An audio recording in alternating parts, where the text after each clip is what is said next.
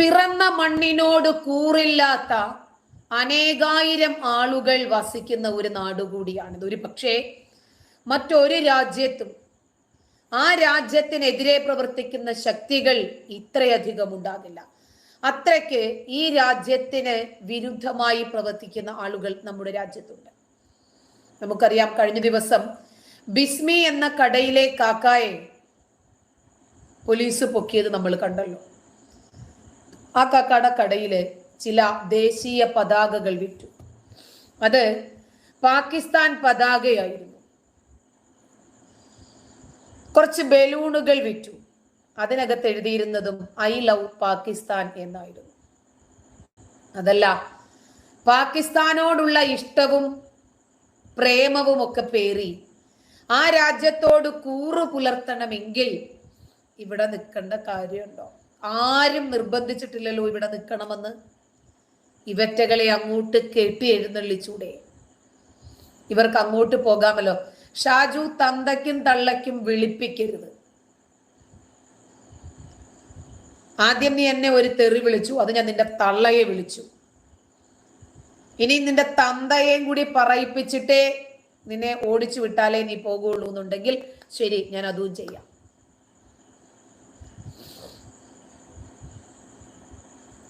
അപ്പോ പാകിസ്ഥാനെ ജയിപ്പിക്കാൻ വേണ്ടി നടക്കുന്ന കുറെ എണ്ണം ഒന്ന് ആലോചിച്ച് നോക്കിക്കേ. പാകിസ്ഥാനിൽ ഐ ലവ് ഇന്ത്യ എന്നെഴുതിയ ബലൂണുകൾ വിൽക്കാൻ ഒരാൾ തയ്യാറാകുമോ? പാകിസ്ഥാനിൽ ഇന്ത്യയുടെ ദേശീയ പതാക വിൽക്കാൻ പറ്റുമോ? ഒറ്റ വാക്കിൽ പറയാമല്ലോ, പറ്റില്ല. പ്രത്യേകിച്ച് പാകിസ്ഥാന് ഇന്ത്യയോടുള്ള വിരോധം എന്താണെന്ന് നമുക്കറിയാം. ഇന്ത്യയുടെ ചോറ് വാങ്ങി തിന്നും. ഇന്ത്യയുടെ എല്ലാ സഹായ സഹകരണങ്ങളും ഇവർക്ക് വേണ്ടി വരും. പക്ഷേ ഇന്ത്യയെ തകർക്കാൻ, ഇന്ത്യക്ക് ഒരു പണി കൊടുക്കാൻ മരണാസന്നമായ ദശയിൽ കിടക്കുവാണെങ്കിൽ പോലും ചാടി എഴുന്നേൽക്കും ഇവര്. അത്രയ്ക്ക് ഇവരുടെ രക്തത്തിൽ അലിഞ്ഞു ചേർന്നിരിക്കുന്ന ഒരു സ്വഭാവ ഗുണമാണ് ഇന്ത്യ വിരുദ്ധത. ആ പാകിസ്ഥാനികളുടെ വിരോധം നമുക്ക് മനസ്സിലാകും. പക്ഷേ ഈ ഇന്ത്യക്കകത്ത് ജീവിച്ചിട്ട് ഇവിടത്തെ മതേതരത്വവും ജനാധിപത്യവും ദേശീയതയും ഒക്കെ ആവോളം അനുഭവിക്കുന്ന ഒരു ഇന്ത്യക്കാരൻ എങ്ങനെയാണ് ഇന്ത്യ വിരുദ്ധനായ ഒരു പാകിസ്ഥാൻ പ്രേമിയായി മാറാൻ കഴിയുന്നത്? നമ്മള് ദേശീയ ഗാനങ്ങൾ ഒരുപാട് കേട്ടു. ദേശീയ പതാക ഉയർത്തുമ്പോൾ എന്താണ് പറയാറുള്ളത് എന്നും നമുക്കറിയാം. ഇന്നിപ്പോ ഒരുപാട് വാർത്തകൾ സോഷ്യൽ മീഡിയ നമുക്ക് മുമ്പിൽ എത്തിച്ചു തരുവാണ്.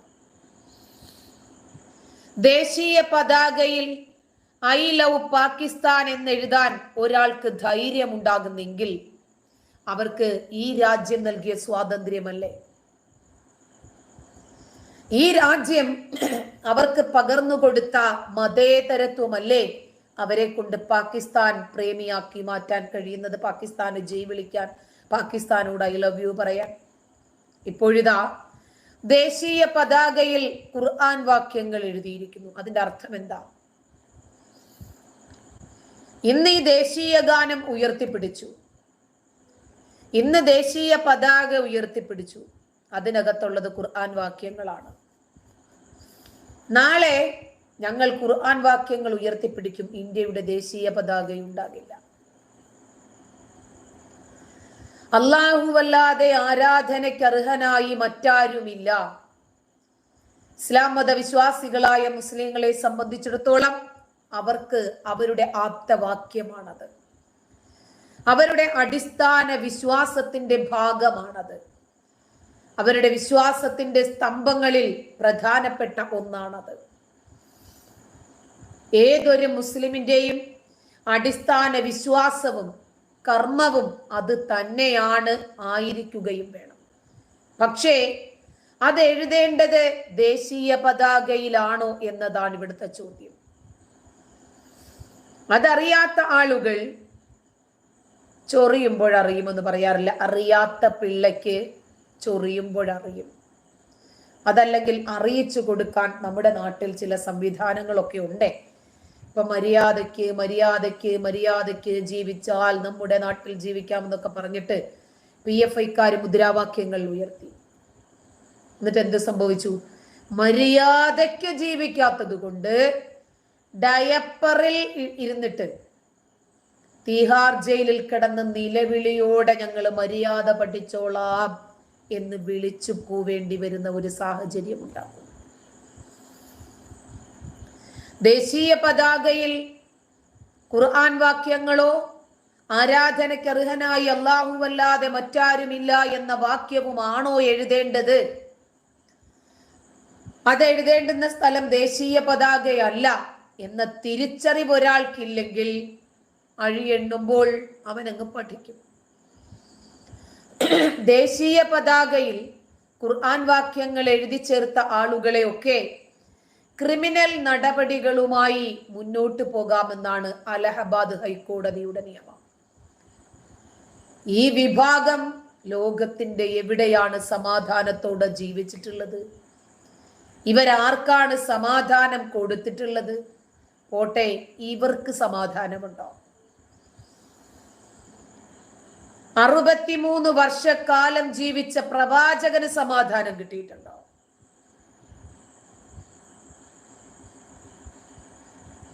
ഇല്ല. ഈ മതം പേരിലേ ഉള്ളൂ സമാനം. പേരിൽ ഭയങ്കര സമാനമാണ്, ജീവിതത്തിൽ സമാനമില്ല. ദേശീയ പതാകയിൽ ഖുർആൻ വാക്യങ്ങൾ എഴുതിയ ഇവർക്കെതിരെ ക്രിമിനൽ നടപടിയാണ് എടുത്തിരിക്കുന്നത്. മതപരമായ ഘോഷയാത്രയിൽ ഇസ്ലാമിക ഗ്രന്ഥമായ ഖുർആനിലെ വാക്യങ്ങൾ എഴുതിയതാണ് ഇവരുടെ പേരിലുള്ള തെറ്റ്. ഇവരുടെ കൈകളിലുള്ള ദേശീയ പതാകയിൽ ഉണ്ടായിരുന്നത് ഖുർആൻ വാക്യങ്ങളായിരുന്നു. സംഭവം നടക്കുന്നത് നമ്മുടെ പൂലിക്കുട്ടിയുടെ നാട്ടില, ഉത്തർപ്രദേശില്. ശിക്ഷ കിട്ടുമെന്ന് ഉറപ്പാണ്. ജലൗൻ സ്വദേശിയായ ഗുലാമുദ്ദീനും മറ്റ് 5 പേർക്കുമെതിരെയാണ് പോലീസ് ക്രിമിനൽ കേസ് എടുത്തത്. ഈ സാഹചര്യത്തിൽ പ്രതികൾ ജാമ്യാപേക്ഷയുമായി കോടതിയെ സമീപിച്ചു. എന്നാൽ പ്രതികൾ ചെയ്ത പ്രവൃത്തി പ്രഥമ ദൃഷ്ട്യാ ഇന്ത്യൻ പതാക കോഡ് 2002 പ്രകാരം ശിക്ഷാർഹമാണ് എന്ന് കേസ് പരിഗണിച്ച ജസ്റ്റിസ് വിനോദ് ദിവാകർ വിധിച്ചു. 1971 ദേശീയ ബഹുമാനത്തെ തുടർന്ന് രാഷ്ട്രത്തെ നമ്മൾ മാനിക്കണം എന്നതിനെ തുടർന്ന് ദേശീയതയെയോ ദേശീയ പതാകയെയോ ദേശത്തെയോ അപമാനിക്കുന്നത് തടയൽ നിയമത്തിലെ സെക്ഷൻ 2 അപേക്ഷകർ ലംഘിച്ചിട്ടുണ്ട് എന്ന് കോടതി കണ്ടെത്തി. ത്രിവർണ പതാക മതധാർമ്മികതയ്ക്കും സാംസ്കാരിക വ്യത്യാസങ്ങൾക്കും അതീതമായി രാജ്യത്തിന്റെ ഐക്യത്തെയും നാനാത്വത്തെയും പ്രതീകപ്പെടുത്തുന്നു എന്ന് കോടതി കണ്ടെത്തി. ഇന്ത്യയുടെ കൂട്ടായ സ്വത്വത്തെയും പരമാധികാരത്തെയും പ്രതിനിധീകരിക്കുന്ന ഏകീകൃത ചിഹ്നമാണ് അത്. ദേശീയ പതാകയോടുള്ള അനാദരവ് ദൂരവ്യാപകമായ സാമൂഹിക സാംസ്കാരിക പ്രത്യാഘാതങ്ങൾ ഉണ്ടാക്കുമെന്നും കോടതി വ്യക്തമാക്കി. ജാഥയ്ക്കിടയിൽ ത്രിവർണ പതാക ഉയർത്തിയതായി സംസ്ഥാന സർക്കാരിന് വേണ്ടി ഹാജരായ അഡീഷണൽ സർക്കാർ അഭിഭാഷകൻ പറഞ്ഞു. ത്രിവർണ പതാകയിൽ അറബിയിൽ എന്തോ എഴുതിയിരിക്കുന്നതായി ഈ സമയത്താണ് പലരും ശ്രദ്ധിക്കുന്നത് തന്നെ. പിന്നീട് ഇത് വാക്യങ്ങളും ഇത് ഇസ്ലാമിന്റെ ഷഹാദ അഥവാ കലിമകളുമാണ് എന്ന് മനസ്സിലാക്കി. നഗരത്തിലെ കാസി മൗലാന സാബിർ അലിയെ ജലൗനിലേക്ക് വിളിച്ചു വരുത്തി തിരക്കിയപ്പോൾ ലാ ഇലാഹ ഇല്ലല്ലാ മുഹമ്മദ് റസൂലുള്ളാഹ്, ആരാധനയ്ക്ക് അല്ലാഹുവല്ലാതെ മറ്റാരുമില്ലെന്നും മുഹമ്മദ് നബി അള്ളാഹുവിന്റെ ദൂതനാണെന്നും ഞാൻ സാക്ഷ്യം വഹിക്കുന്നു. ഖുർആൻ വാക്യമല്ലത്. ഇങ്ങനെ ഒരു വാക്യം ഖുർആനിൽ ഇല്ല. ഇത് പ്രവാചകന്റെ ഹദീസിലുള്ളതാണ്. കലിമത്തു ഷഹാദ, സത്യസാക്ഷി വാക്യം എന്നാണ് ഇതിന് പറയുന്നത്. ഇവിടെ പരാതി കിട്ടിയത് ഖുർആൻ വാക്യങ്ങൾ എഴുതി എന്ന രൂപത്തിലാണ്. കോടതി പരിഗണിച്ചതും ഖുർആൻ എഴുതി എന്നുള്ള രൂപത്തിലാണ്. ഇത് ഖുർആൻ അല്ല. ഇത് അറബിയിലാണ് ദേശീയ പതാകയിൽ എഴുതിയിരിക്കുന്നത്. അല്ലാഹു അല്ലാതെ ആരാധനയ്ക്ക് യോഗ്യനായി മറ്റാരുമില്ല. ഇത് ദേശീയ പതാകയിൽ എഴുതേണ്ടുന്ന വാചകമാണോ? സാമുദായിക നേട്ടങ്ങൾക്കോ വസ്ത്രധാരണത്തിനോ വസ്ത്രങ്ങൾക്കോ പതാക ഉപയോഗിക്കരുത്. കഴിയുന്നിടത്തോളം കാലാവസ്ഥ പരിഗണിക്കാതെ സൂര്യോദയം മുതൽ സൂര്യാസ്തമയം വരെ ദേശീയ പതാക പറക്കണം. ദേശീയ പതാകയെ മനഃപൂർവം നിലത്തോ തറയിലോ തൊടാനോ വെള്ളത്തിൽ തൊടാനോ അനുവദിക്കാനാവില്ല. വാഹനങ്ങൾ, ട്രെയിനുകൾ, ബോട്ടുകൾ അല്ലെങ്കിൽ വിമാനങ്ങൾ എന്നിവയുടെ ഹുഡ് അഥവാ മുകൾ ഭാഗം, അതല്ലെങ്കിൽ രണ്ടു വശങ്ങളിലോ പിൻഭാഗത്തോ ഒക്കെ ഇത് പൊതിയാൻ കഴിയില്ല.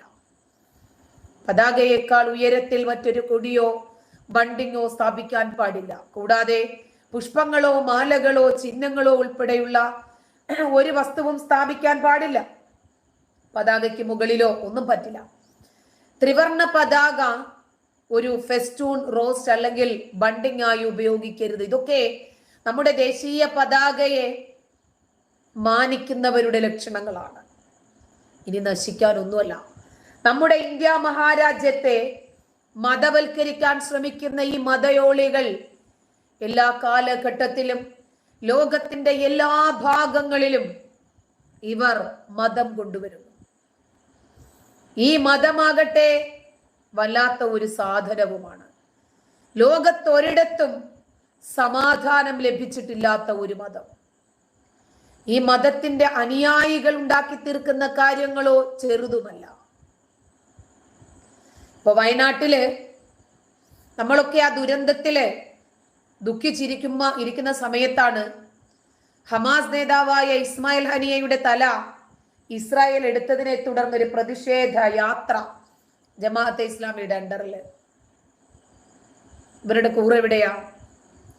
ആരോടാണ് ഇവരുടെ കൂറ്? ഇസ്മായിൽ ഹനിയ ഇവരുടെ ആരാ? ഹമാസ് ഇവരുടെ ആരാ? ഹമാസും ഇവരും തമ്മില് എന്താണ് ബന്ധം? മിസ്റ്റർ ജെ ഉമ്മയില്ലേ വീട്ടില്? ധൈര്യമായിട്ട് കൊണ്ടു കൊടുക്കുമ്പോ കഥ നല്ലത്. എന്നോട് എല്ലാവരും പറയും നെഗറ്റീവ് കമന്റ്സുകൾ വായിക്കരുത്. ഓക്കെ,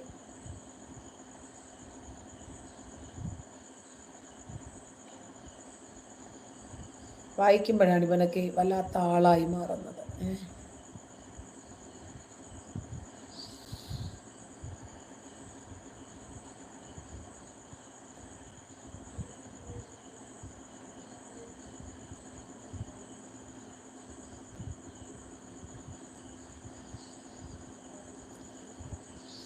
ഞാൻ ഇത്രയും സംസാരിച്ചതിൽ നിന്ന് ദേശീയതയുള്ള ഏതൊരാൾക്കും ദേശീയ ഗാനത്തെയും ദേശീയ പതാകയെയും ദേശീയത ഉയർത്തിപ്പിടിക്കുന്ന ഏത് തത്വങ്ങളെയും ആദരിക്കാൻ നമ്മൾ ബാധ്യസ്ഥരാണ് എന്ന് മനസ്സിലാക്കും. പക്ഷേ മദ്രസകളിൽ നിന്ന് ഏതൊരു ദേശത്തേക്കാൾ വലുത് നമുക്ക് പരലോകമാണ് എന്ന് വിശ്വസിക്കുന്ന ആളുകളെ സംബന്ധിച്ചിടത്തോളം ഇതവർക്ക് ഡൈജസ്റ്റ് ആകില്ല. ഇപ്പോ ഈ ജമാഅത്തെ ഇസ്ലാം ഉയർത്തിപ്പിടിക്കുന്ന ആശയമുണ്ട്. ജനാധിപത്യം പാടില്ല, മതേതരത്വം പാടില്ല, ദേശീയത പാടില്ല. ഇവരുടെ മതഭീകരതയെ സംബന്ധിച്ച് ഇന്നിപ്പോഴിതാ വി മുരളീധരൻ വ്യക്തമായ ഒരു നിലപാട് പറഞ്ഞിട്ടുണ്ട്. അവർക്ക് ബംഗ്ലാദേശ് എന്ന നിലപാടല്ല, അവർക്ക് ബംഗ്ലാ സംഘടനയുമില്ല, അവർക്ക് ജനാധിപത്യവുമില്ല, മതേതരത്വവുമില്ല. മറിച്ചൊരൊറ്റ നിലപാടേ ഉള്ളൂ, അത് ഇസ്ലാം അഥവാ മതമാണ്. അവരുടെ പ്രവർത്തന ലക്ഷ്യം തന്നെ ശരീഅത്ത് പ്രാവർത്തികമാക്കുക എന്നതാണെന്ന് മുരളീധരൻ പറഞ്ഞു. ഇതൊന്ന് തുറന്നു പറയാൻ നിങ്ങൾക്ക് ഇത്രയും കാലം വേണ്ടി വന്നോ? ഇത്രയും നിങ്ങൾക്ക് ആലോചിക്കേണ്ടി വന്നോ? ഇത്രയും നാടിനെ മുടിപ്പിക്കേണ്ടി വന്നോ? ഇതൊന്ന് തുറന്നു പറയാൻ. 1971 ബംഗ്ലാദേശ് രൂപീകരിക്കപ്പെട്ട സമയത്ത് ഷെയ്ഖ് മുജീബുർ റഹ്മാൻ ജമാഅത്തെ ഇസ്ലാമി അവിടെ നിരോധിക്കാനുള്ള കാരണം എന്താ? അന്ന് അദ്ദേഹം പറഞ്ഞത് ഹിന്ദുക്കൾക്കെതിരായിട്ടുള്ള അതിക്രമങ്ങൾക്ക് നേതൃത്വം നൽകിയ സംഘടനയാണ് ജമാഅത്തെ ഇസ്ലാമി എന്നായിരുന്നു. അത് തന്നെയാണ് ഇപ്പോഴും സംഭവിച്ചുകൊണ്ടിരിക്കുന്നത്. ബംഗ്ലാദേശിൽ ജമാഅത്തെ ഇസ്ലാമി മതഭീകരത രൂക്ഷമായിരിക്കുകയാണ്. അതന്നും അദ്ദേഹം പറഞ്ഞു. ഭരണഘടനയുടെ സെക്യുലർ സ്വഭാവത്തെ എതിർത്തതിന്റെ പേരിൽ 2013 വീണ്ടും ബംഗ്ലാദേശ് ജമാഅത്തെ ഇസ്ലാമിയെയും അവരുടെ വിദ്യാർത്ഥി സംഘടനയെയും നിരോധിച്ചിരുന്നു. തന്നെയുമല്ല, ബംഗ്ലാദേശ് വിഭജന സമരത്തിൽ പാകിസ്ഥാൻ സൈന്യത്തോടൊപ്പം ചേർന്ന് നിലപാടെടുത്ത ആളുകളാണ് ജമാഅത്തെ ഇസ്ലാമി. ഉള്ളിൽ കിടക്കുന്ന മതബോധം സമയത്തിനൊത്ത് അവസരോചിതമായി പുറത്തു ചാടും. ബംഗ്ലാദേശ് എന്ന് പറയുന്ന നാട്ടില് അവിടത്തെ പൗരന്മാർ ആ നാടിനെതിരായിട്ട് ബംഗ്ലാദേശിനെ അടിച്ചമർത്തി കീഴടക്കി വെച്ചിട്ടുള്ള പാകിസ്ഥാൻ സൈന്യത്തോടൊപ്പം ചേർന്നവരാണ് ജമാഅത്തെ ഇസ്ലാമികൾ എന്ന് മുരളീധരൻ ചൂണ്ടിക്കാണിച്ചു.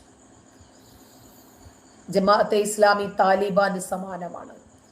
അങ്ങേയറ്റം ഹീനമായിട്ടുള്ള കുറ്റകൃത്യം ചെയ്യാൻ മടിയില്ലാത്ത ആളുകളാണ് അവര്. അത് നമ്മുടെ മുരളി സാറിന് തിരിയാൻ ഇത്രയും സമയം വേണ്ടി വന്നു. എത്രയോ കാലങ്ങൾക്ക് മുമ്പ് തന്നെ ഞങ്ങൾക്ക് അറിയുന്നവരോടൊക്കെ തുറന്ന് പറഞ്ഞിട്ടുണ്ട്.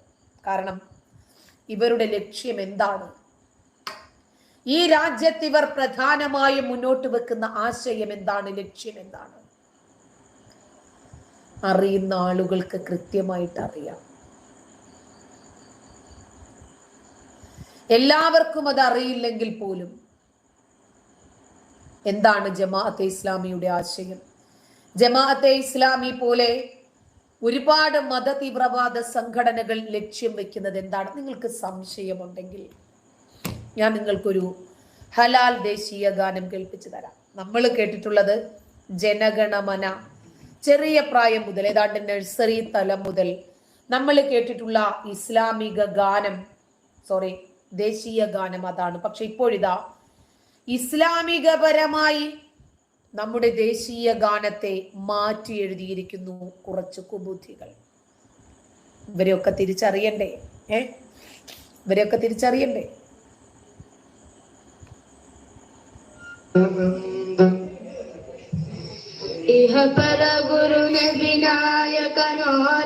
മർഹബ ഭാഗ്യ സദാത കൊരുളായ സലാത്ത് സലാമുകളാലെ കൽബകമുള്ളിൽ നിത്യ തിരുനബി ഭൂലോകത്തിൻ നേതാവായിട്ടുള്ളൊരു നിധിയെ ഇഹപര സുന്ദരമണിയെ സുന്ദര്യാമിന പൂവേ ത്വാഹ ജയമണി ത്വാഹ ഇഹപര ഗുരു നബി നായകനോരെ മർഹബ ഭാഗ്യ സലാത്ത നബിയേ നബിയേ നബിയേ നബി നബി നബി നബിയേ.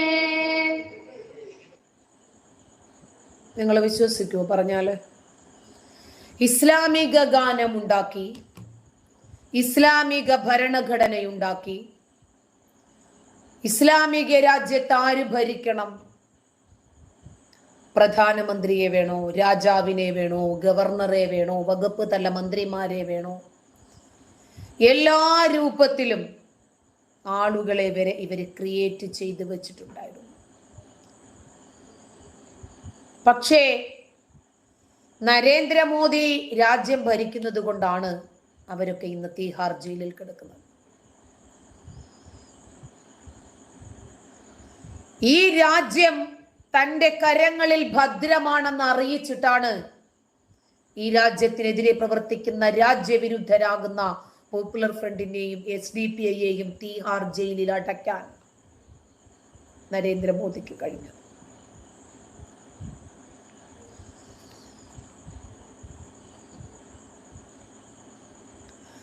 അതെ, അത് തന്നെയാണ് സൈനുദ്ദീനെ പറഞ്ഞത്. നമ്മുടെ ദേശീയ ഗാനത്തിന്റെ അതേ ട്യൂണിൽ ഒറ്റ വാക്കിൽ കേട്ടാല് ദേശീയ ഗാനമാണോ എന്ന് തോന്നിപ്പോകും. ഇവരെയൊക്കെ എന്ത് ചെയ്യണമെന്നാ പറയുന്നത്? ഈ രാജ്യത്തിരുന്നിട്ട് ഈ രാജ്യം നൽകുന്ന മതേതര സ്വാതന്ത്ര്യം അനുഭവിച്ച് ഗൾഫ് രാജ്യങ്ങളിലൊക്കെ പോയി 10 പൈസ ഉണ്ടാക്കാൻ തുടങ്ങിയാൽ അത് തിന്ന് ഇവർക്ക് എല്ലിന്റെ ഇടയ്ക്ക് വറ്റുകുത്തും. അപ്പോ ഈ രാജ്യത്തിനെതിരെ പറയാനും ഇവർക്ക് യാതൊരു മടിയുമില്ല. ഉളുപ്പില്ലാതെ മറ്റ് രാജ്യങ്ങളിൽ പോയിരുന്ന് ഈ രാജ്യത്തിനെതിരെ ഇവർ ഛർദിക്കും.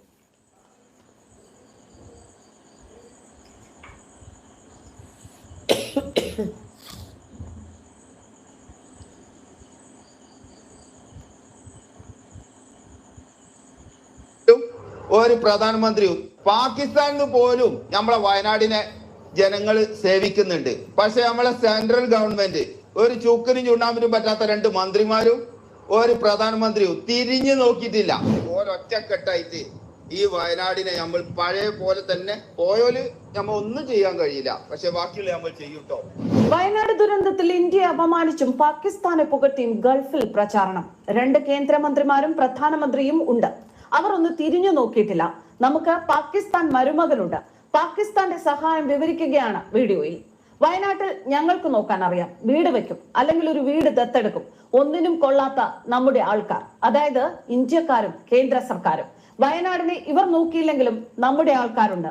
നമ്മുടെ ആൾക്കാർ നോക്കുമെന്നും ഈ വീഡിയോയിലൂടെ പ്രചരിപ്പിക്കുകയാണ്.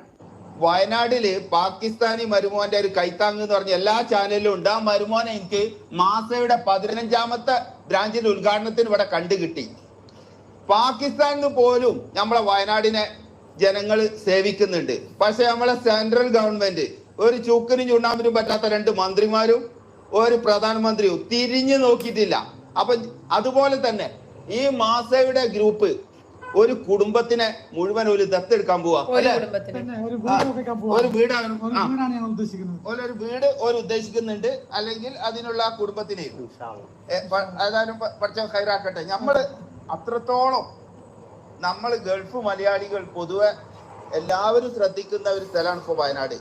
അവിടേക്കാണ് നമ്മളെ ആൾക്കാരൊന്നും തിരിഞ്ഞു നോക്കാതെ നമ്മളെ വീണ്ടും വീണ്ടും കുത്തി നോവിച്ചുകൊണ്ടിരിക്കുന്നത്. ഒന്നിനും പറ്റാത്ത 2 കേന്ദ്രമന്ത്രിമാരും കുറച്ച് അത് കേരളത്തിൽപ്പെട്ട സ്ഥലം, ഇന്ത്യ കേരളത്തിൽപ്പെട്ട സ്ഥലമല്ല എന്ന് അവരൊക്കെ വിചാരം. ഏതായാലും ഇൻഷാ അല്ലാഹ് ഓലൊന്നും നോക്കിയിട്ടില്ലെങ്കിലും നമ്മള് മലയാളികളുടെ ഇവിടെ ഓരൊറ്റക്കെട്ടായിട്ട് ഈ വയനാടിനെ നമ്മൾ പഴയ പോലെ തന്നെ പോയോല് നമ്മൾ ഒന്നും ചെയ്യാൻ കഴിയില്ല. പക്ഷെ ബാക്കിയുള്ള നമ്മൾ ചെയ്യൂട്ടോ. വയനാട്ടിൽ മലയാളികൾ മാത്രമല്ല മുഴുവൻ ഇന്ത്യക്കാരും സഹായങ്ങൾ എത്തിക്കുന്നു. പ്രവാസി മലയാളികൾ കണ്ണീരോടെ വയനാട്ടിലേക്ക് നോക്കി നെടുവീർപ്പെടുന്നു. സർക്കാരുകൾ ഒന്നായി നിൽക്കുന്നു. ഭരണവും പ്രതിപക്ഷവും ഒന്നിച്ചു നിന്ന് എല്ലാം ചെയ്യുന്നു. പ്രധാനമന്ത്രി വന്നപ്പോൾ സ്വീകരിച്ചത് മുഖ്യമന്ത്രി. മോദിക്കൊപ്പം എല്ലായിടത്തും മുഖ്യമന്ത്രിയും ഒപ്പം നിന്നു. വയനാട്ടിൽ 2 കേന്ദ്രമന്ത്രിമാരും എത്തി. പ്രധാനമന്ത്രിയുടെ സന്ദർശനം വയനാടിനെയും ദുരിതാശ്വാസത്തെയും ദേശീയ ശ്രദ്ധയിൽ എത്തിച്ചു. മാത്രമല്ല വയനാട്ടിൽ എല്ലാം ചെയ്യുമെന്ന് നരേന്ദ്രമോദി പറഞ്ഞു. ദുരന്ത ഭൂമിയിലും പരിക്കേറ്റവരെയും അദ്ദേഹം കണ്ടു. ദുരിതാശ്വാസ ക്യാമ്പിലെത്തി, ആശുപത്രിയിലെത്തി. പരിക്കേറ്റവരെ, മരിച്ചവരുടെ ബന്ധുക്കളെ ചേർത്തുപിടിച്ചും പുറത്തു തട്ടിയും ആശ്വസിപ്പിച്ചു. കുട്ടികൾക്കൊപ്പം നമ്മുടെ പ്രധാനമന്ത്രി ചിലവിട്ടു. വയനാട്ടിന് ഏറ്റവും വലിയ ആശ്വാസമായിരുന്നു രാജ്യത്തിന്റെ പ്രധാനമന്ത്രി തന്നെ കണ്ണീരൊപ്പാൻ നേരിട്ട് എത്തിയത്.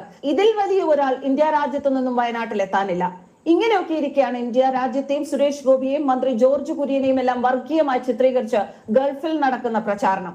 ഏറ്റവും വേദന എന്നത് ഈ ദുരന്തത്തിൽ സ്വന്തം രാജ്യം, പ്രധാനമന്ത്രി, കേന്ദ്രമന്ത്രിമാർ എന്നിവരെ പാകിസ്ഥാന്റെ പേരും മഹത്വവും പറഞ്ഞ് താഴ്ത്തിക്കെട്ടുകയാണ്. പാകിസ്ഥാനെ പുകഴ്ത്തുകയാണ്. ഇന്ത്യയെ ഇകഴ്ത്തി അപമാനിക്കുകയാണ്. ഒരു അറബിയുടെ കടയുടെ പ്രൊമോഷനാണ് ഇത്തരത്തിൽ നീചമായി ചെയ്യുന്നത്. അറബിമാർ പോലും ഇന്ത്യയെ ചവിട്ടിത്താഴ്ത്തി പാകിസ്ഥാനെ ഇങ്ങനെ ഈ ദുരന്തത്തിൽ പുകഴ്ത്തുന്നത് പൊറുക്കാൻ പാടില്ല. ഗൾഫിലെ ഒരു മലയാളിക്കും ഇതൊന്നും പൊറുക്കാനാകില്ല. ഗൾഫിലെ ഒരു ഇന്ത്യക്കാരനും പൊറുക്കാനും സഹിക്കാനുമാകില്ല.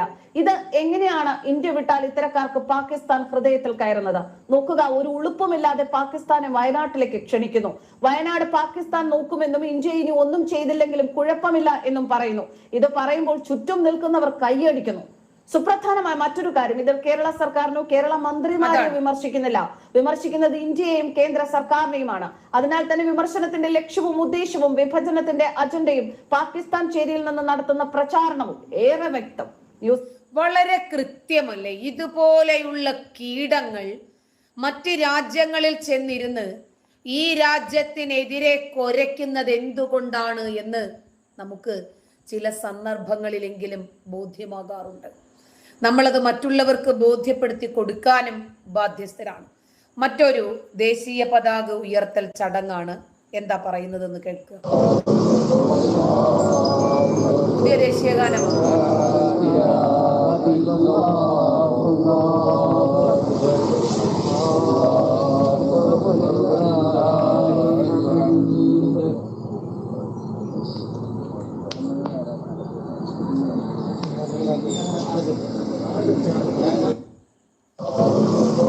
അല്ലാഹു അക്ബർ പറഞ്ഞിട്ടാണ് ഈ കൂട്ടർ ദേശീയ പതാക ഉയർത്തുന്നത്. അപ്പോഴും ഇവർക്ക് ഈ രാജ്യം ഒന്നുമല്ല. ഇവർക്ക് ഈ രാജ്യത്തെ മാനിക്കാൻ സാധിക്കുന്നില്ല. ഈ രാജ്യത്തെ അംഗീകരിക്കാനും ഇവർക്ക് കഴിയുന്നില്ല. കാരണം ഇവരിലെ ജനാധിപത്യവും ദേശീയതയും രാജ്യസ്നേഹവും മതേതരത്വവും ഒക്കെ വെറും ഒരു പുകമറ മാത്രമാണ്. ചില സാഹചര്യങ്ങളിൽ മാത്രം എടുത്തണിയാനുള്ള ഒരു മൂടുപടം മാത്രമാണ് ഇവർക്ക് ഈ രാജ്യത്തോടുള്ള കൂറും സ്നേഹവും. നമുക്കറിയാം, കാശ്മീരിലൂടെ ജോഡോ യാത്ര നടത്തിയ ഗണ്ഡിയെ നമ്മൾ കണ്ടു, രാഹുൽ ഗണ്ഡിയെ. ഇതിനു മുമ്പ് അദ്ദേഹത്തിന് ധൈര്യമുണ്ടായിരുന്നു അവിടെ ദേശീയ പതാക നാട്ടാൻ? രാഹുൽ ഗണ്ഡി ചോദിക്കുന്നുണ്ട്, ദേശീയ പതാക കാശ്മീരിലൂടെ പദയാത്ര നടത്താൻ ധൈര്യമുള്ള ഏത് BJP നേതാവ് ഉണ്ടെന്ന് രാഹുൽ ഗണ്ഡി ഉയർത്തിയ ഒരു ചോദ്യമാണ്. ലാൽ ചൗക്ക് എന്ന് കേട്ടിട്ടുണ്ടോ എന്നറിയില്ല, അദ്ദേഹം കേൾക്കാൻ ഇടയുണ്ട്. ഈ 4-5 കൊല്ലമായി ശാന്തത നിറഞ്ഞ ഒരു മണ്ണാണത്. പൂർണ്ണമായും ഭാരതീയരാൽ നിറഞ്ഞ ലാൽ ചൗക്ക് അല്ല. 1992-കളിലെ ലാൽ ചൗക്കിനെ കുറിച്ച് നമ്മൾ അറിയണം. രാവിലെ റോഡിലോട്ട് ഇറങ്ങിയാൽ രാത്രി വീട്ടിലെത്തുമോ എന്ന് തദ്ദേശവാസികൾക്ക് ഉറപ്പില്ലാത്ത എല്ലാ തലത്തിലുമുള്ള ഇസ്ലാമിക ഭീകരവാദികൾ ഗ്രനേഡും തോക്കും കാർ ബോംബുമായി കുട്ടികൾ കളിപ്പാട്ടം വെച്ച് കളിക്കുന്നത് പോലെ നിരത്തുകളിൽ കഴിച്ചിരുന്ന ഒരു കാഴ്ച ലാൽ ചൗക്കിലുണ്ടായിരുന്നു. രാവിലെ കുളിക്കുമ്പോൾ അവരോർക്കും, വൈകിട്ട് എന്നെ കുളിപ്പിക്കുമായിരിക്കുമോ, വസ്ത്രം ധരിക്കുമ്പോൾ ഈ വസ്ത്രം ഞാൻ ധരിക്കുന്നു, ഇത് ഞാൻ തന്നെ ഊരുമോ എന്നറിയില്ല. വീട്ടിൽ നിന്നും ഇറങ്ങിപ്പോകുന്നു, ആരെങ്കിലും ശവമായി തിരിച്ചു വരുമായിരിക്കുമോ, അതോ പൊട്ടിത്തെറിച്ച് ശരീരത്തിന്റെ ഭാഗങ്ങളെല്ലാം ഛിന്ന ഭിന്നമായി മാറുമോ എന്നറിയാതെ ഏത് നിമിഷവും മരണം പ്രതീക്ഷിച്ച് ജീവിച്ചിരുന്ന ഒരു ലാൽ ചൗക്ക് ഉണ്ടായിരുന്നു. ഭാരതത്തിനും ദേശീയതയ്ക്കും ഒപ്പം നിൽക്കുന്നു എന്ന് മനസ്സിലായാൽ ഇസ്ലാം മതസ്ഥരെയും വധിച്ചിരുന്ന മതഭീകരതയുടെ ക്രൂരത മാത്രം നിറഞ്ഞിരുന്ന ഒരു മുറിയൻ കാലം. ആ ലാൽ ചൗക്കിലേക്കാണ് ഭാരതീയ ജനതാ പാർട്ടിയുടെ മുരളി മനോഹർ ജോഷി അദ്ദേഹത്തിന്റെ നേതൃത്വത്തിൽ ഏകതാ യാത്ര നയിച്ചെത്തിയത്. മതഭ്രാന്തന്മാരുടെ പരസ്യമായ വധഭീഷണിയെ വരെ അവഗണിച്ച് ദേശീയ പതാക വാനിൽ ഉയർത്തി മുഷ്ടി ചുരുട്ടി ഉറക്കെ ആ മനുഷ്യൻ വിളിച്ചു, ഭാരത് മാതാ കി ജയ്. അന്ന് ആ പരിപാടിക്ക് ഒരു സൈന്യാധിപൻ ഉണ്ടായിരുന്നു. പേര് പറഞ്ഞാൽ എത്ര പേർക്ക് തിരിയുമെന്നറിയില്ല. പക്ഷേ അയൽ രാജ്യം ഉൾപ്പെടെ സകലമാന ലോക രാജ്യങ്ങളും മാനിക്കുകയും അംഗീകരിക്കുകയും സ്വീകാര്യനായി അംഗീകരിക്കുകയും ചെയ്ത നേതാവ് നരേന്ദ്ര ദാമോദർ ദാസ് മോദി. ആ ലാൽ ചൗക്കില് ആരെങ്കിലും ഇന്ത്യ മഹാരാജ്യം ജയിക്കട്ടെ എന്ന് പറഞ്ഞാൽ അവനെ പച്ചയ്ക്ക് വെട്ടിയരിഞ്ഞിരുന്ന ലാൽ ചൗക്കിൽ ഭാരത് മാതാ കി ജയ് എന്ന് മുഷ്ടി ചുരുട്ടി മുദ്രാവാക്യം വിളിക്കാൻ കഴിഞ്ഞത് എന്തുകൊണ്ടാണെന്നറിയാമോ? അവരെ നയിച്ചത് നരേന്ദ്രനായതുകൊണ്ട്. ആ കാലത്ത് ആ മനുഷ്യരും കൂട്ടരുമൊക്കെ അവിടെ കാണിച്ച രാജ്യസ്നേഹത്തിന്റെ, ദേശീയത എന്ന വികാരത്തിന്റെ 1000-ൽ-1 ബ്രിട്ടനിൽ പോയി രാജ്യത്തെ കുത്തി സംസാരിച്ച, ഈ രാജ്യത്തെ അപമാനിച്ച് സംസാരിച്ച ഗണ്ഡിക്ക് കഴിയില്ല. ഇപ്പോ കാശ്മീരിനെ പുതിയ ഒരു കാശ്മീരാക്കി മാറ്റി കാശ്മീരിന്റെ പുതിയ എല്ലാ പദവികളും റദ്ദ് ചെയ്ത് ആ നാടിനെ സമാധാനപൂർണമാക്കി ഇന്ത്യയുടെ ദേശീയ പതാക ഉയരുന്ന സാഹചര്യത്തിലേക്ക് എത്തിയപ്പോ ഇപ്പോ പറയുന്നു ഞാൻ ഇവിടെ എത്തിയത് എൻ്റെ കഴിവ് കൊണ്ടാണെന്ന്. ശരി, കുഴപ്പമൊന്നുമില്ല. ദേശീയ പതാക നമുക്ക് നമ്മുടെ ഒരു അമ്മയെ പോലെ നമുക്കൊരു വികാരമാണ്. സ്വാതന്ത്ര്യ ദിനത്തിൽ ദേശീയ പതാക ഉയർത്തുന്നത് തടയുന്ന ആളുകളെ ഗുണ്ട ആക്ട് പ്രകാരം ജയിലിൽ അടയ്ക്കണമെന്നാണ് മദ്രാസ് ഹൈക്കോടതി വിധിച്ചത്. കാരണം രാജ്യത്തെ അപമാനിക്കുന്നതിന് തുല്യമാണത്. മദ്രാസ് ഹൈക്കോടതിയിൽ രാവിലെ ജഡ്ജി ജി ജയചന്ദ്രൻ കേസുകൾ വാദം കേൾക്കാൻ തുടങ്ങും മുമ്പ് തന്നെ സ്വാതന്ത്ര്യ ദിനത്തോടനുബന്ധിച്ചിട്ട് ഹൗസിംഗ് സൊസൈറ്റിയിൽ മുൻ ഭരണാധികാരികൾ പതാക ഉയർത്തുന്നത് തടയുമെന്ന് പറഞ്ഞതിനെതിരെ കേസ് അടിയന്തിരമായി പരിഗണിക്കണമെന്ന് അഭിഭാഷകർ ആവശ്യപ്പെട്ടു. നാളെ ദേശീയ പതാക ഉയർത്താൻ പോലീസ് സംരക്ഷണം നൽകണമെന്നും അഭിഭാഷകൻ അഭ്യർത്ഥിച്ചു.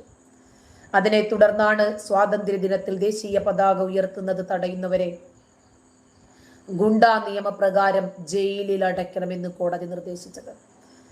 ദേശീയ പതാക ഉയർത്തുന്നതിന് സുരക്ഷ ഒരുക്കുന്നത് നാണക്കേടാണ്. പതാക ഉയർത്തുന്നത് ആർക്കും തടയാൻ കഴിയില്ല. തടയുന്നവർക്കെതിരെ പോലീസ് നടപടിയെടുത്തിട്ടില്ലെങ്കിൽ കേസെടുക്കുമെന്നും കോടതി വ്യക്തമാക്കി. പോലീസിന്റെ പ്രൊട്ടക്ഷനിൽ ഉയർത്തപ്പെടേണ്ടുന്ന ഒരു പതാകയല്ല അത്. ഈ രാജ്യത്തിന്റെ ഒരു പൊതുവികാരമാണ് ദേശീയ പതാക. അതുകൊണ്ട് ആ ദേശീയ പതാക ഉയർന്നു തന്നെ നിൽക്കണം. പക്ഷേ എന്തു ചെയ്യാം, നമ്മുടെ നാട്ടിൽ മാത്രം വിചിത്രമായ ചില രീതികളാണ് കാണുന്നത്. നമ്മുടെ രാജ്യത്തു മാത്രം ദേശീയ പതാകയോടെന്നല്ല, ദേശീയതയോടെന്നല്ല, ഈ രാജ്യത്തെ ഏത് രൂപത്തിലുള്ള പുരോഗമനത്തെയും അവർ പല്ലും നഖവും ഉപയോഗിച്ച് എതിർക്കുകയാണ്. നരേന്ദ്രമോദിക്കെതിരായിട്ടുള്ള ഒരു വികാരം ഇന്ന് നമ്മുടെ നാട്ടിൽ ഉയർന്നു വരുന്നുണ്ട്. അത് നമുക്ക് മനസ്സിലാക്കാം. അത് കേന്ദ്ര ഭരണം പിടിക്കുക എന്ന ലക്ഷ്യമാണോ അവർക്കുള്ളത്? അല്ല. അഴിമതി കേസുകളിൽപ്പെട്ട് ശ്വാസം മുട്ടുന്ന ഗണ്ഡി കുടുംബത്തിലുള്ള മുഴുവൻ ആളുകളും മുതൽ മമത വരെയുള്ള ആളുകളുടെ രാഷ്ട്രീയ ഭാവി നിശ്ചയിക്കപ്പെടുന്നത് നരേന്ദ്രമോദിയുടെ ഇരിപ്പിടത്തിന്റെ സ്ഥിരതയെ ഡിപ്പെൻഡ് ചെയ്തിരിക്കും. ചിദംബരം, മകൻ കാർത്തിക് ചിദംബരം, പ്രിയങ്കയുടെ ഭർത്താവ് വാദ്ര, ഇവർക്കൊക്കെ ജയിലിലേക്കുള്ള വഴികൾ എളുപ്പമായിട്ടുണ്ട്. പാകിസ്ഥാനെ കൂട്ടുപിടിച്ച് മോദി ഭരണത്തിന്റെ തുടർച്ചയെ തടയാൻ, ഈ രാജ്യത്തിന്റെ ബഹുസ്വരതയെ തകർക്കാൻ, ഈ രാജ്യത്തിന്റെ സമാധാനം തകർക്കാൻ എല്ലാവരും ഒറ്റക്കെട്ടായി ഒരു ഭാഗത്ത് നിന്നു. കാരണം നരേന്ദ്രമോദി പ്രധാനമന്ത്രി പദത്തിൽ ഇരുന്നാൽ ഇവർക്ക് ഈ രാജ്യത്തെ തീവ്രവാദം കൊണ്ട് ചുറ്റിപ്പിടിക്കാൻ സാധിക്കുന്നില്ല. അതുകൊണ്ട് തീവ്രവാദികൾക്കും ഭീകരവാദത്തിനുമൊക്കെ ബാലികേറാമലയായി ഈ രാജ്യം നിൽക്കുന്നു. വിദേശ പണം കോടിക്കണക്കിന് കണ്ടെയ്നറുകളിലായി വന്നിറങ്ങുന്നു. ആ പണം കൈപ്പറ്റാൻ കഴിയുന്നില്ല. ഇനി എങ്ങാനും ശകലം തുമ്പോ തുരുമ്പോ ഒക്കെ കൈപ്പറ്റിയാൽ പോലും തീവ്രവാദികൾക്ക് ഒരൊറ്റ ആക്രമണം പോലും നടത്താൻ മോദി ഭരണത്തിന് കീഴിൽ പറ്റുന്നില്ല. ഇരുമ്പ് നിക്കറ് തയ്പ്പിക്കാൻ പറ്റുന്നില്ല, എന്നാലല്ലേ പൊട്ടിത്തെറിക്കാൻ പറ്റൂ. ഒരുപാട് ജില്ലകളിൽ സമാന്തര ഭരണം നടത്തിയിരുന്ന മാവോയിസ്റ്റുകളുടെ നടുവൊടിച്ച നടപടികൾ നമ്മൾ കണ്ടു. ഇത്തിൽ കണ്ണികളായി സാംസ്കാരിക ചരിത്ര വിദ്യാഭ്യാസ മേഖലകളിലൊക്കെ ഇത്തിൽ കണ്ണികളെ പോലെ അള്ളിപ്പിടിച്ചിരിക്കുന്ന കമ്മ്യൂണിസ്റ്റുകൾ അവിടെ നിന്നൊക്കെ വാരി തറയിലട്ടിച്ചു പിച്ചി കീറി വെയിലത്ത് വെച്ചു. ഇപ്പോ എല്ലാവരും ഒരുമിച്ച് കൂടി, രാജ്യവിരുദ്ധരായ മുഴുവൻ ആളുകളും ഒരു ഭാഗത്ത്, എല്ലാവരും. എഴുത്തുകാരുണ്ട്, അതില് വ്യത്യസ്തമായ രാഷ്ട്രീയ വിഭാഗക്കാരുണ്ട്, മാവോയിസ്റ്റുകാരുണ്ട്, സാംസ്കാരിക നായകരുണ്ട്, ഭരണത്തിന്റെ സുഖം അനുഭവിച്ച ആളുകൾ കഴിഞ്ഞ ഏതാനും ചില വർഷങ്ങളായി അഴിമതിയിൽപ്പെട്ട് ശ്വാസം മുട്ടി നിൽക്കുമ്പോൾ നിയമത്തിന്റെ കുരുക്കുകൾ കൊണ്ട് അവരെ വരിഞ്ഞു മുറുക്കാൻ ശ്രമിക്കുകയാണ് നരേന്ദ്രമോദി. മോദിയെ താഴെ ഇറക്കിയാൽ മാത്രമേ ഇവരുടെ കെട്ടുകൾ അയയൂ. ഈ രാജ്യത്തെ രക്ഷിക്കണമെങ്കിൽ ഈ ഭീകരരെ വരിഞ്ഞു മുറുക്കി ശ്വാസം മുട്ടിച്ചാലേ കഴിയൂ എന്നുണ്ടെങ്കിൽ ഈ രാജ്യത്തിനു വേണ്ടി, ഈ രാജ്യത്തെ നയിക്കുന്ന, രാജ്യത്തെ സ്നേഹിക്കുന്ന ഒരു ഭരണകർത്താവ് അത് ചെയ്തേ തീരൂ. ഭാരതവും ഭാരത വിരുദ്ധരും തമ്മിലുള്ള ഒരു പോരാട്ടമായിരുന്നു കഴിഞ്ഞ ഇലക്ഷൻ. ഭാരതത്തെ ഭാരതമായി തന്നെ അഭിമാനത്തോടെ തല ഉയർത്തി നിർത്താൻ നമ്മളിൽ ഓരോരുത്തരും കൈകോർത്തു. രാജ്യസ്നേഹവും ദേശീയ പതാകയും വന്ദേ മാതരവും ഭാരത് മാതാ കി ജയും ജയ് ഹിന്ദും ഒക്കെ വർഗീയമായി മുദ്ര കുത്തപ്പെടുന്ന, മതേതര വിരുദ്ധമാകുന്ന ഒരു ഇന്ത്യയാകരുത് നമ്മുടെ ഇന്ത്യ. നമ്മുടെ ഇന്ത്യ അത് നമുക്ക് വർണ്ണിക്കാൻ സാധിക്കാത്ത ഒരു വികാരമാണ്. അതുകൊണ്ട് തന്നെ കാശ്മീരിൽ ദേശീയ പതാക ഉയർത്താൻ ഒരാളും ജീവിച്ചിരിക്കില്ല എന്ന് ആക്രോശിച്ച ഹിസ്ബുൾ മുജാഹിദീന്റെ ഭീകരൻ ജാവീദ് മട്ടുവിന്റെ അനിയനായ റായിസ് മട്ടു സ്വന്തം വീട്ടിൽ ത്രിവർണ പതാക ഉയർത്തി അയാൾ ഉറക്കെ പറഞ്ഞു, എന്റെ ഹൃദയത്തിൽ തിരങ്ക വീശുന്നുണ്ട്, എന്റെ നാട് ഭാരതമാണ്, കാശ്മീർ എന്റെ ഭാരതത്തിന്റെ പൂന്തോട്ടവുമാണ്, കാശ്മീർ മാറുകയാണ് ഭായി. എന്റെ ജീവിതത്തിൽ ആദ്യമായി സ്വാതന്ത്ര്യ ദിനത്തിൽ എന്റെ കട തുറന്നിരിക്കുന്നു. മുമ്പ് ഇതേ ദിവസം ഒരാഴ്ചയ്ക്ക് മുമ്പ് ഹർത്താലും കല്ലേറുമായിരുന്നു ഞാൻ കണ്ടിരുന്നത്. ഇന്ന് സ്ഥിതിഗതികളാകെ മാറി. ഇനി പാകിസ്ഥാൻ ഒന്നും ചെയ്യാൻ സാധിക്കില്ല. സ്വന്തം സഹോദരനോട് റായിസ് പറയുന്നു, നീ എവിടെയെങ്കിലും ഈ ഭൂമിയിൽ ജീവിച്ചിരിപ്പുണ്ടെങ്കിൽ ഭീകരവാദം ഉപേക്ഷിച്ച് തിരിച്ചു വരൂ, നമുക്ക് ഈ മണ്ണിൽ സ്വസ്ഥതയോടെ ജീവിക്കാമെന്ന് 2023 ആ ഭീകരന്റെ അനുജൻ അദ്ദേഹത്തിന് എഴുതിയ വലിയ ഒരു സന്ദേശമായിരുന്നു ഇത്. ദേശീയ പതാക മദ്രസയിലെ ദേശീയ വിരിപ്പിന് പകരം വിരിച്ച ഒരു വാർത്ത നിങ്ങൾ കേട്ടിരുന്നോ? ഈ രാജ്യത്തെ ഏതൊക്കെ രൂപത്തിൽ അപമാനിക്കാമോ ആ രൂപത്തിലെല്ലാം ഇവർ അപമാനിച്ചു കൊണ്ടേയിരിക്കും എല്ലാ കാലഘട്ടത്തിലും. ഈ രാജ്യത്തെ സ്നേഹിക്കുന്ന ആളുകൾക്ക് മാത്രമാണ് ഈ രാജ്യസ്നേഹം ഒരു വൈകാരികതയായി മാറുന്നത്. എല്ലാവരും ആ ഗണത്തിൽ പെടുന്നവരല്ല. ഓഗസ്റ്റ് 15-നായിരുന്നു ഇന്ത്യ 77ാമത് സ്വാതന്ത്ര്യ ദിനം ആഘോഷിച്ചത്. വലിയ ആഘോഷത്തോടെയാണ് ഇത്തവണ സ്വാതന്ത്ര്യ ദിനാഘോഷവുമായി ബന്ധപ്പെട്ട പരിപാടികൾ ലോകമെമ്പാടും നടന്നതും. അതേസമയം കാശ്മീരിൽ കല്ലെറിഞ്ഞവർ കൈകളിൽ തിരങ്കയേന്തി ഭാരതത്തിന് ജയഘോഷം മുഴക്കുന്ന അതിമനോഹരമായ കാഴ്ചയ്ക്കും രാജ്യം സാക്ഷ്യം വഹിച്ചിരുന്നു. എന്നാൽ ഇപ്പോഴിതാ ഉത്തർപ്രദേശിലെ പ്രയാഗ്രാജിൽ നിന്നും ദേശീയ പതാകയെ മദ്രസ അധ്യാപകർ അവഹേളിച്ച ഒരു വാർത്തയാണ് പുറത്തുവരുന്നത്. സ്വാതന്ത്ര്യ ദിനത്തിൽ മദ്രസയ്ക്കുള്ളിൽ മേശപ്പുറത്ത് ത്രിവർണ പതാക വിരിച്ചാണ് മദ്രസ അധികൃതർ ഭക്ഷണം കഴിച്ചിരിക്കുന്നത്. ദഹിയ ബഹാൻ ബസാറിലെ മദ്രസ ഗൗസിയ ഇസ്ലാമിയ സീനത്ത് ഉൽ ഉലൂമിലാണ് സംഭവം നടന്നത്. അതേസമയം സംഭവത്തിന്റെ ഫോട്ടോ പുറത്തു വരികയും സോഷ്യൽ മീഡിയയിൽ വൈറലാകുകയും ചെയ്തതോടെ നാട്ടുകാർ തന്നെ ഇവർക്കെതിരെ പരാതി നൽകുകയും ചെയ്തിരുന്നു. ചിത്രത്തിൽ ചിലർ കസേരയിൽ ഇരിക്കുന്നതും മറ്റുള്ളവർ നിൽക്കുകയും ചെയ്യുന്നുണ്ട്. മുന്നിലെ മേശയിൽ കാവിയും വെള്ളയും പച്ചയും വരകളുള്ള ഒരു തുണി വിരിച്ചിരിക്കുന്നതും കാണാം. ഇവർക്കായുള്ള ആഹാരം ഇതിനു മുകളിൽ വച്ചിട്ടുണ്ടായിരുന്നു. അതേസമയം സ്ഥലത്തുണ്ടായിരുന്ന ഒരാൾ മൊബൈൽ ഫോണിൽ പകർത്തിയ ചിത്രം പുറത്തു വന്നതോടെയാണ് സംഭവം വിവാദങ്ങൾക്ക് വഴിവെച്ചത്. അതേസമയം സ്വാതന്ത്ര്യ ദിനത്തിൽ ദേശീയ പതാകയെ അപമാനിച്ച ഉത്തർപ്രദേശിലെ പ്രയാഗ്രാജിലെ മദ്രസ അധ്യാപകർക്കെതിരെ പോലീസ് കേസെടുത്തിട്ടുണ്ട്. കേസിൽ കണ്ടാലറിയാവുന്ന 4 പേർ ഉൾപ്പെടെ 10ഓളം പേർക്കെതിരെ പോലീസ് FIR രജിസ്റ്റർ ചെയ്തിട്ടുമുണ്ട്. തൗബ് അൻസാരി, നൻഹെ ഖുറേഷി, സഞ്ജയ് കുൽദീപ് കേശർവാനി എന്നിവരെയാണ് കേസിൽ പ്രതി ചേർത്തിരിക്കുന്നത്. അതേസമയം സ്വാതന്ത്ര്യ ദിനത്തിൽ ദേശീയ പതാകയോട് മണിപ്പൂർ ഗോത്ര വിഭാഗം അനാദരവ് കാണിച്ചതെന്ന വാർത്തയും ഇന്നലെ പുറത്തു വന്നിരുന്നു. നിരവധി പേരാണ് ഇതിനെതിരെ രംഗത്തെത്തിയത്. ഒടുവിൽ സംഭവത്തിൽ മാപ്പ് പറഞ്ഞുകൊണ്ട് മണിപ്പൂർ ഗോത്ര വിഭാഗം തന്നെ രംഗത്തെത്തുകയും ചെയ്തിരുന്നു. എന്തായാലും ദേശീയ പതാകയോട് അനാദരവ് കാണിച്ചാൽ ശിക്ഷ കടുത്തതായിരിക്കുമെന്ന് തന്നെയാണ് ഭൂരിഭാഗം പേരുടെയും അഭിപ്രായം. Web desk Thathumai news. ഇതൊക്കെ ഒന്ന് ജനങ്ങളോട് വിളിച്ചു പറയണ്ടേ? നമ്മുടെ രാജ്യത്തോട് ഇവർക്ക് ഏത് രൂപത്തിലുള്ള പ്രതിബദ്ധതയും സ്നേഹവുമാണുള്ളത്? എന്നിട്ട് ഇവര് മുഴത്തിന് 300 വട്ടം ഈ രാജ്യസ്നേഹം എന്നിങ്ങനെ വിളമ്പുന്നത് നമ്മൾ കേൾക്കാറുണ്ട്. ഇവർക്ക് ഏത് രാജ്യത്തോടാണ് സ്നേഹം? നരേന്ദ്രമോദിയുടെ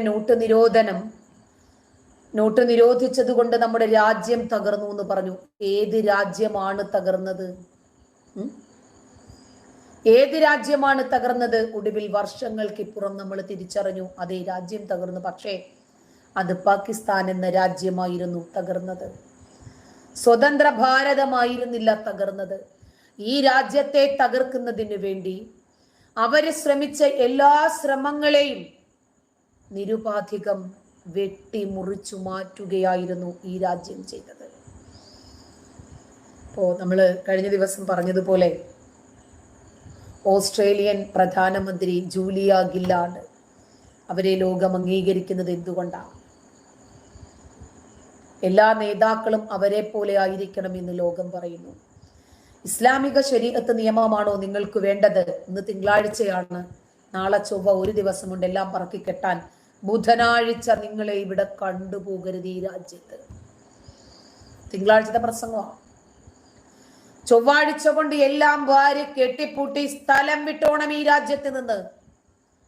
ഈ രാജ്യത്ത് നിന്നെ പോലെയുള്ള മതഭ്രാന്തന്മാരായ മുസ്ലിം തീവ്രവാദികളെ നമ്മൾ ഉൾക്കൊള്ളുന്നില്ല. ഓസ്ട്രേലിയയിലെ പള്ളികളിലൊക്കെ അന്വേഷണം നടത്ത്. ഓസ്ട്രേലിയക്കാരല്ലാത്ത വിദേശികൾ ഇവിടെ എത്തിയാൽ ഈ രാജ്യത്തിന്റെ നിയമവുമായി അവർ പൊരുത്തപ്പെട്ട് ജീവിക്കണം. ഓസ്ട്രേലിയയിലെ ജനങ്ങൾക്ക് വേണ്ടി ഈ രാജ്യം എന്ത് ചെയ്താലും അത് ഇവിടുത്തെ ഭരണഘടന പ്രകാരമാണ് ചെയ്യുന്നത്. ഇവിടെ ഇംഗ്ലീഷാണ് ഭാഷ, ഇവിടെ അറബി സംസാരിക്കാൻ പറ്റില്ല. ക്രമേണ നിങ്ങൾ അറബി പഠിക്കണം. അതല്ലേ, പോയിക്കോ നിങ്ങൾ വന്നിടത്തേക്ക്. ഈ രാജ്യത്ത് ജീവിക്കണമെങ്കിൽ ഇംഗ്ലീഷ് പഠിച്ചോ. അതൊരു ഗ്ലോബലൈസ്ഡ് ലാംഗ്വേജ് ആണ്. ഞങ്ങൾ യേശുവിനെ ആരാധിക്കുന്നുണ്ട്. ഞങ്ങൾ ക്രിസ്ത്യൻ മതവിശ്വാസികളാണ്. മറ്റൊരു മതത്തിലും വിശ്വസിക്കുന്നില്ല. ഞങ്ങൾ വർഗീയവാദികളല്ല. പക്ഷേ ഞങ്ങളെ നിങ്ങൾ നിങ്ങളുടെ മതം പഠിപ്പിക്കാനും ഞങ്ങളുടെ ക്രിസ്ത്യൻ ആരാധനാലയങ്ങളിൽ വന്ന് മുസല്ലയിട്ട് നമസ്കരിക്കാനും നിങ്ങൾ വിചാരിക്കണ്ട. ഞങ്ങളുടെ വിശ്വാസങ്ങളും മതഗ്രന്ഥങ്ങളും അനുഷ്ഠാനങ്ങളും ഒക്കെയായി മുന്നോട്ട് പോകും. ചേലയ്ക്കാതൊരു മൂലയ്ക്ക് അത് കണ്ടും അടങ്ങി ജീവിക്കാമെങ്കിൽ ഇവിടെ ജീവിക്കാം. അതല്ലെങ്കിൽ ഓസ്ട്രേലിയ വിട്ടോ എവിടെ പോയാലും ഞങ്ങൾക്ക് പരാതിയില്ല. ഈ ഓസ്ട്രേലിയക്ക് ഒരു നിയമമുണ്ട്, ഒരു നാഗരികതയുണ്ട്, ഈ രാജ്യത്തിനൊരു അഭിമാനമുണ്ട്. നിങ്ങളുടെ മതത്തെ ഞങ്ങൾ അംഗീകരിക്കുന്നില്ല. നിങ്ങളുടെ വിശ്വാസം നിങ്ങൾക്ക് അംഗീകരിച്ച് മുന്നോട്ട് പോകാം. അത് പൊതു ഇടങ്ങളിലല്ല നമസ്കരിക്കേണ്ടത്. ശബ്ദ മലിനീകരണം ഈ രാജ്യത്ത് ഞങ്ങൾ അനുവദിക്കില്ല. ഓഫീസിലോ സ്കൂളുകളിലോ ഒക്കെ നമസ്കരിക്കണമെന്ന് പറഞ്ഞ് ബഹളം വെച്ചിട്ടുണ്ടെങ്കിൽ ചെവിക്ക് പിടിച്ച് ഞങ്ങൾ പുറത്തിറക്കും. വീട്ടിലോ നമസ്കരിക്കാൻ വേണ്ടി നിർമ്മിക്കപ്പെട്ട പള്ളികളൊക്കെ ഞങ്ങൾ നിങ്ങൾക്ക് ശരിയാക്കി തരാം. അവിടെ പോയി നമസ്കരിച്ചോ. ഞങ്ങളുടെ രാജ്യത്തിന് ഒരു ദേശീയ പതാകയുണ്ട്, ദേശീയ ഗാനമുണ്ട്, ഞങ്ങളുടെ മതമുണ്ട്, ഞങ്ങളുടേതായിട്ടുള്ളൊരു ജീവിത രീതിയുണ്ട്. അതനുസരിച്ച് ഇവിടെ പോകാമെങ്കിൽ പോകാം. നിങ്ങളത് അംഗീകരിക്കണമെന്ന് പറയുന്നില്ല, ഞങ്ങളത് ഫോളോ ചെയ്യും. ആ ഞങ്ങളെ നിങ്ങൾ പാപ്പിച്ചാൻ വരണ്ട. നിങ്ങൾക്ക് അതിനെ സംബന്ധിച്ച് എന്തെങ്കിലും പരാതി ഉണ്ടെങ്കിൽ ഓസ്ട്രേലിയ ഈ സെക്കൻഡിൽ വിടണം. നാളെ ഒരു ദിവസം പോലും എടുക്കണ്ട. എങ്ങനെയുണ്ട് ഇങ്ങനെ ഒരു നിയമം ഓസ്ട്രേലിയയിലെ ഒരു വനിത പാസാക്കി എന്ന് പറയുമ്പോൾ ചെറിയ കാര്യമാണോ? എത്ര പേർക്ക് ഇതിന് ധൈര്യമുണ്ടാകും ഇവരോട് ഇത് പറയാൻ? ഞമ്മന്റെ മതം എന്തോ വലിയ സംഭവമായതുകൊണ്ടാണ് നമ്മൾ എന്തൊക്കെയോ ആണെന്ന് വിചാരിക്കുന്നത്. ഇപ്പോ ഇസ്രയേലും ഗാസയും തമ്മിൽ രൂക്ഷമായ പ്രശ്നങ്ങളുമായിട്ട് മുന്നോട്ട് പോകുന്നു. ഈ പ്രശ്നങ്ങളിൽ ഒരു കാരണവശാലും മറ്റ് രാജ്യങ്ങളൊക്കെ മിംഗിളായി ഇതൊരു മൂന്നാം ലോക മഹായുദ്ധമാകരുത് എന്ന് ആഗ്രഹിക്കുന്ന ആളുകളുണ്ട്. ആഗ്രഹിക്കുന്ന രാജ്യങ്ങളും ഭരണാധികാരികളുമുണ്ട്. അതല്ല, ഒരു ഭാഗത്ത് ഇറാനും മറുഭാഗത്ത് ഇസ്രായേലും തമ്മിൽ രൂക്ഷമായി പൊരുതട്ടെ. മറുഭാഗത്ത് ഇറാഖോ സിറിയയോ ലെബനനോ ഇവരെല്ലാവരും കൂടെ ചേർന്ന്, എതിർഭാഗത്ത് ബ്രിട്ടനോ അമേരിക്കയോ ഫ്രാൻസോ ഇസ്രായേലോ ഒക്കെ ചേർന്ന് തമ്മിലടിക്കട്ടെ എന്ന് വിചാരിക്കുന്ന ആളുകളുണ്ട്. നമുക്കറിയാം MBS മുഹമ്മദ് ബിൻ സൽമാൻ അടുത്ത കിരീടാവകാശിയാണ് സൗദി അറേബ്യയുടെ. അദ്ദേഹം ഇസ്രയേലിനെ പിന്തുണച്ചു എന്നതിന്റെ പേരിൽ ആ മനുഷ്യന്റെ തലയെടുക്കാനാണ് ഇപ്പോൾ ഇറാൻ ശ്രമിച്ചു കൊണ്ടിരിക്കുന്നത്. രാജാവായിട്ടും കാര്യമില്ല, അധികാരമുണ്ടായിട്ടും കാര്യമില്ല. മാൻ പവറുമുണ്ട്, മണി പവറുമുണ്ട്, പൊളിറ്റിക്കൽ പവറുമുണ്ട്. ഈ ഇസ്ലാം മത തീവ്രവാദികൾ നമ്മളെ ലക്ഷ്യമിട്ട് കഴിഞ്ഞാൽ പിന്നീട് വലിയ ബുദ്ധിമുട്ടാണ് അതിനെ ബ്രേക്ക് ചെയ്യുക എന്ന് പറഞ്ഞാൽ. അതിനെ അഡ്ജസ്റ്റ് ചെയ്ത് ജീവിതം മുമ്പോട്ട് കൊണ്ടുപോകുക എന്ന് പറഞ്ഞാൽ വലിയ കടമ്പ തന്നെയാണ്. ഈ മതം ഇങ്ങനെയാണ്. ഇവരുടെ തീവ്രവാദവും ഇവരുടെ ഭീകരതയും താൻ പോരിമയും ഒരിക്കലും അവസാനിക്കില്ല. ഞമ്മന്റെ മതം മാത്രമാണ് ശരി, ഞമ്മന്റെ മതം മാത്രമാണ് ആത്യന്തികമായി സത്യം, ഞമ്മന്റെ മതം മാത്രമാണ് വിജയിക്കുന്നത്, ഞമ്മന്റെ മതം മാത്രം മതി ഈ ലോകത്ത് എന്ന് നിങ്ങൾക്ക് നിങ്ങളുടെ വീടുകളിലാകാം. ഏതെങ്കിലുമൊക്കെ രാജ്യങ്ങളിൽ പോയി വലിഞ്ഞു കയറിയിട്ട് അവര് നൽകുന്ന ഉപ്പും ചോറും തിന്ന് അവര് നൽകുന്ന പാർപ്പിട സംവിധാനത്തിൽ അമർന്ന് കിടന്നിട്ട് അവർക്കെതിരെ അങ്ങ് മോങ്ങാൻ തുടങ്ങിയാൽ അതൊന്നും നടക്കില്ല. നല്ല കിട്ടല് കിട്ടും. ഇറാൻ ജൂലൈ 31 ഇസ്മായിൽ ഹനിയയുടെ തല തെറിച്ച ദിവസം ഇസ്രായേലുമായി യുദ്ധം പ്രഖ്യാപിച്ചതാ. എന്തേ അനങ്ങാൻ പറ്റാത്തത്? പൂട്ടിയില്ലേ ഇസ്രായേല്? തലകൾ ഒന്നൊന്നായി പാർസൽ ചെയ്ത് അയച്ചു കൊടുത്ത് പൊട്ടിച്ചിട്ട്. ഈ തീവ്രവാദികളുടെ തലകൾ ലോകത്ത് സകലമാന മനുഷ്യനും തലവേദനയാണ്. ലോകത്തുള്ള മനുഷ്യന് സമാധാനത്തോടെ ജീവിക്കണമെങ്കിൽ ഇവന്മാരില്ലാതായേ പറ്റൂ. അതുകൊണ്ടാണ് ഇസ്രായേൽ അത് മനസ്സിലാക്കിയിട്ടാണ് പറഞ്ഞത്, ഞങ്ങൾ യുദ്ധം ചെയ്യുന്നത് കേവലം ജൂതന്മാർക്ക് വേണ്ടിയല്ല. ഹമാസിനെ ഇല്ലായ്മ ചെയ്യാൻ ശ്രമിക്കുന്നത് ഇസ്രായേൽ എന്ന രാഷ്ട്രത്തിന് വേണ്ടി മാത്രമല്ല, സകലമാന മനുഷ്യനും ലോകത്ത് മനസമാധാനത്തോടെയും സന്തോഷത്തോടെയും മതമുള്ളവനും ഇല്ലാത്തവനും സ്വസ്ഥമായി ജീവിക്കാൻ കഴിയണമെങ്കിൽ ഈ മതഭീകരവാദികളെ ഉന്മൂലനം ചെയ്തേ മതിയാകും. ലോക സമാധാനത്തിനു വേണ്ടി അത്തരം വലിയ ഒരു ദൗത്യമാണ് ഞങ്ങൾ ഏറ്റെടുത്തിരിക്കുന്നത് എന്നാണ് ഇസ്രായേൽ പറഞ്ഞത്. പല തവണകളില് യുദ്ധം അവസാനിപ്പിക്കുന്നതിന് വേണ്ടിയുള്ള അജണ്ടകളും ചില തീരുമാനങ്ങളും കരാറുകളും ഒക്കെ ഇസ്രായേലിനെ സമീപിച്ചപ്പോൾ ഒരു നിലയ്ക്കും ഇസ്രായേൽ തലകുനിക്കുകയോ ഇവരുടെ കരാറുകൾക്ക് ഒരു വേളയെങ്കിലും മൂളുകയോ ചെയ്തിട്ടില്ല. കാരണം ഹമാസ് ഭീകരർ ഈ ലോകത്തിന്റെ ശത്രുവാണ്. അത് കൃത്യമായി മനസ്സിലാക്കിയ രാജ്യങ്ങളുണ്ട്. ഇപ്പൊ ജർമ്മനിക്കറിയാം, ഇറ്റലിക്കറിയാം, ഫ്രാൻസിനറിയാം, ബ്രിട്ടൻ അറിയാം, അമേരിക്കയ്ക്കറിയാം, സർവോപരി എല്ലാത്തിനേക്കാളേറെ ഇസ്രായേലിനറിയാം. ഇവരെ എങ്ങനെ ഒതുക്കണമെന്ന് ഇസ്രായേലിനറിയാം. ഇപ്പോഴാ ഓസ്ട്രേലിയയും പറയുന്നു. നമ്മുടെ തനിനിറം കൊണ്ടല്ലേ ആളുകൾക്ക് നമ്മളെ മനസ്സിലായി പോകുന്നതും വെറുത്തു പോകുന്നതും അല്ലേ? ഹഫ്സ തെണ്ടി നിന്റെ തന്ത.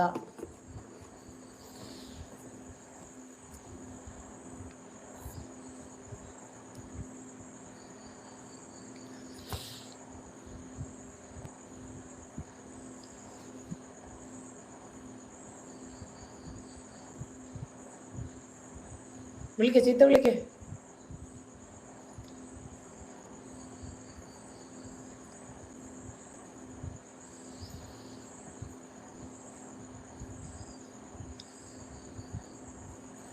എന്താടാ ഉബൈദിന് തന്ത ഇല്ലെന്നോ? അയ്യോ, ഉമ്മ അപ്പൊ പോക്കായിരിക്കുമല്ലോടാ. അപ്പ മോശമായതുകൊണ്ട് തന്നെയാണ് ഉമ്മ അങ്ങനെ പോയത് കേട്ടോ. സാരമില്ല, നിനക്കും ഇനിയിപ്പോ ആ വഴി തന്നെ ആയിരിക്കുമല്ലേ. ശരി. നെഗറ്റീവ് കമൻസ് വായിക്കരുത് എന്ന് പറഞ്ഞു, അതിന് മറുപടി പറയരുത് എന്നും ആൾക്കാർ പറഞ്ഞിട്ടുണ്ട്. അതുകൊണ്ട് അവന്മാരുടെ വഴിയെ ചലച്ചിട്ട് പോട്ടെ. അപ്പോൾ നമുക്കിനി നാളെ കാണാം. ശുഭരാത്രി.